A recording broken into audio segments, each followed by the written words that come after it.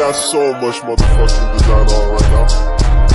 Bring it down, bring it down, make it clap. I got 3 old guys, I'm the guap. Bitches on my line, and you know. Assalamualaikum warahmatullahi wabarakatuh. Baiklah, kami dari kelompok 5 akan membacakan materi tentang bisnis jasa dan informasi dalam mata kuliah literasi informasi yang beranggotakan dengan saya sendiri, Bunga Fitra Rifandi, dengan NIM 2130304008, dari rekan saya yang bernama Devnita Henry dengan NIM 2130304010. Baiklah, yang pertama mari kita lihat dulu dari definisi bisnis. Bisnis dalam konteks perpustakaan mengacu pada kegiatan dan strategi yang dilakukan oleh perpustakaan untuk mencapai tujuan finansial, operasional, dan pelayanan. Meskipun perpustakaan ialah lembaga non-profit yang fokus pada pelayanan masyarakat dan penyampaian informasi, mereka juga membutuhkan manajemen efisien, sumber daya, dan strategi untuk memastikan kelangsungan operasional. Definisi bisnis di dunia perpustakaan mencerminkan pendekatan yang holistik untuk pengelolaan perpustakaan dengan tujuan memberikan pelayanan yang unggul kepada pengguna sambil memastikan keberlanjutan dan pertumbuhan perpustakaan. Baiklah, poin B, terdapat jenis-jenis bisnis. Ada 2 jenis bisnis perpustakaan yang ada, yaitu untuk pemenuhan kebutuhan internal perpustakaan yang dinamakan dengan self-made library, seperti menjual supply untuk kebutuhan perpustakaan yang misalnya seperti pengadaan dan pemanfaatan perpustakaan untuk demands eksternal, yaitu dinamakan dengan library as a service.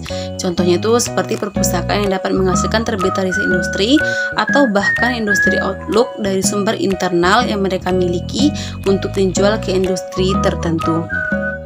Namun, perpustakaan juga dapat memiliki berbagai jenis bisnis terkait atau layanan tambahan untuk memenuhi kebutuhan pengunjung dan memastikan keberlangsungan operasional, seperti penjualan buku dan merchandise, kafe atau kedai kopi, ruangan pertemuan acara, layanan peminjam e-book atau audiobook.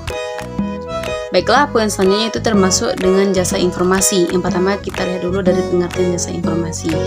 Menurut ahli Gasal 2009, jasa informasi ialah kegiatan atau proses membantu pengguna untuk mengenal sumber informasi dalam menjawab respon atau pertanyaan tertentu, minat, penugasan, atau masalah mereka.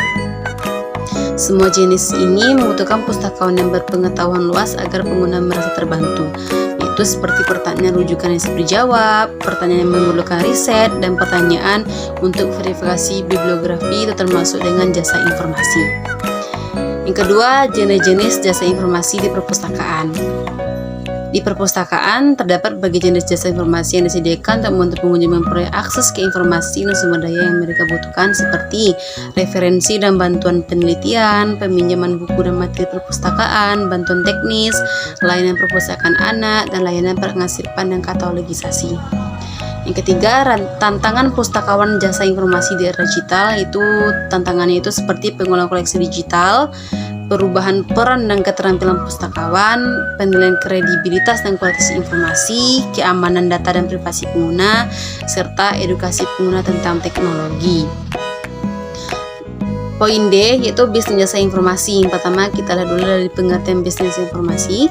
Bisnis jasa informasi ialah jenis bisnis yang menyediakan layanan dan informasi kepada pelanggan melalui berbagai media, seperti media internet, telepon, atau langsung dari tenaga ahli. Yang kedua, pertimbangan membangun bisnis informasi di perpustakaan. Yang pertama yaitu tentang sistem manajemen pustakawannya. Yang kedua, pembuatan situs web dan aplikasi. Yang ketiga, pelatihan pengguna. Yang keempat, konsultasi koleksi. Yang kelima, pengembangan katalog digital. Yang ketiga, keuntungan bisnis informasi. Yang pertama itu tentang potensi keuntungan yang tinggi, low overhead cost, yaitu bisnis informasi cenderung memiliki biaya operasional lebih rendah daripada jenis bisnis lainnya. Yang ketiga, fleksibilitas waktu dan lokasi. Baiklah, materi selanjutnya akan dibacakan oleh rekan saya. Saya Devnita Henry akan melanjutkan penyampaian materi hasil diskusi kelompok kami, yaitu kelompok 5. Poin D, bisnis jasa informasi. Yang pertama, pengertian bisnis jasa informasi adalah jenis bisnis yang menyediakan layanan dan informasi kepada pelanggan melalui berbagai media seperti internet, telepon, atau langsung dari tenaga ahli. Bisnis jasa informasi biasanya menawarkan layanan seperti konsultasi, penelitian, pelatihan, pengembangan perangkat lunak dan sebagainya. Yang kedua, pertimbangkan membangun bisnis jasa informasi di perpustakaan. Yang pertama, sistem manajemen perpustakaan. Yang kedua, pembuatan situs web dan aplikasi. Yang ketiga, pelatihan pengguna. Yang keempat, konsultasi koleksi. Yang kelima, pengembangan katalog digital. Yang keenam, jasa pemeliharaan teknologi. Yang ketujuh, pengembang konten digital. Yang kedelapan, pendukung penelitian. Yang kesembilan, sistem keamanan dan privasi. 10, pengelolaan acara dan program. Yang ketiga adalah keuntungan bisnis jasa informasi. Yang pertama, potensi keuntungan yang tinggi. Yang kedua, low overhead cost. Yang ketiga, fleksibilitas waktu dan lokasi. Yang poin E, pemasaran jasa informasi. Yang pertama, hakikat pemasaran.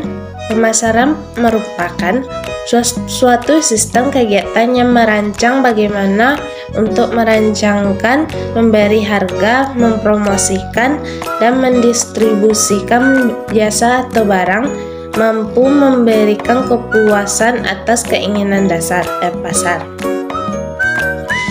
Pemasaran mempunyai arti suatu kegiatan manusia yang diarahkan untuk memenuhi kebutuhan manusia melalui proses pertukaran. Yang kedua, aspek pemasaran jasa informasi.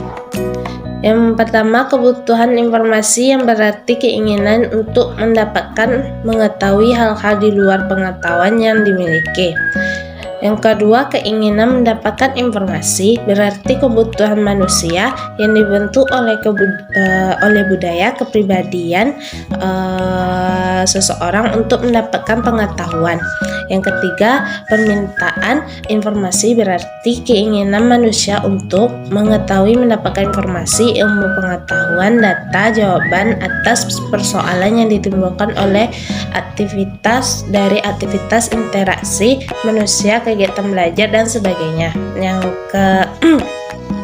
Yang keempat, produksi informasi yang berarti kebutuhan, keinginan, dan permintaan informasi yang terpenuhi mendorong manusia untuk menularkan atau mentransfer kepada orang lain. Yang kelima, dengan tercapainya bauran informasi yang didapat dari keempat unsur tersebut, manusia dapat mengevaluasi diri sampai di mana daya serap dan imajinasinya. Yang ketiga, kontribusi pemasaran bagi perpustakaan dapat memberikan masukan dalam pengambilan keputusan jenis serta bentuk pelayanan yang akan diterapkan atau yang akan dijalankan di lembaga atau organisasi tersebut.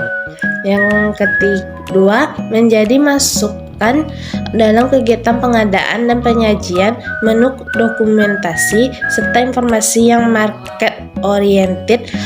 Dalam hal ini adalah pengguna perpustakaan.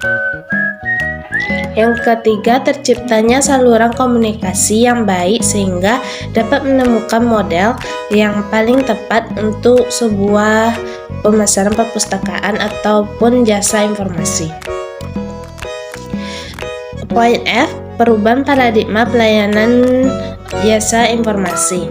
Yang pertama, dari koleksi fisik ke akses digital. Yang kedua, dari penyediaan informasi ke mitra literasi informasi. Yang ketiga, dari pendekatan umum ke personalisasi. Yang keempat, dari batasan fisik ke akses online sepanjang waktu. Yang kelima, dari responsif ke proaktif. Yang keenam, dari otoritatif ke kolaboratif. Itulah hasil diskusi kelompok kami. Lebih dan kurang saya mohon maaf. Assalamualaikum warahmatullahi wabarakatuh.